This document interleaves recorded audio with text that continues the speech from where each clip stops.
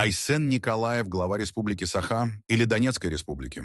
Айсен Николаев с гордостью отчитывается о своей работе в Донецкой Народной Республике.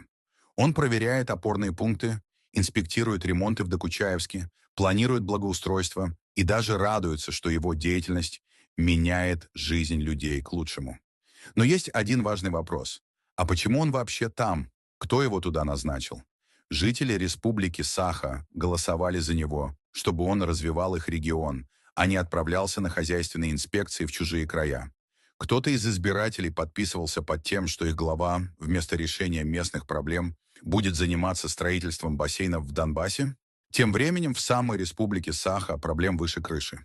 Люди в селах живут без нормального отопления. В Якутске и Мирном улице превращаются в грязные озера при малейшей оттепели. Цены на продукты кусаются. Молодежь уезжает. Где находится Айсен Николаев, когда в нашей республике школы ветшают, а больницы задыхаются без кадров? Где его активность, когда дороги в республике превращаются в полосы препятствий? Или Республика Саха – это уже не его место работы? Можно, конечно, сказать, что глава региона выполняет государственную миссию.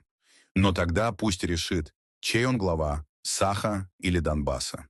Если он так увлечен работой в Донецке, пусть сложит полномочия и переезжает туда.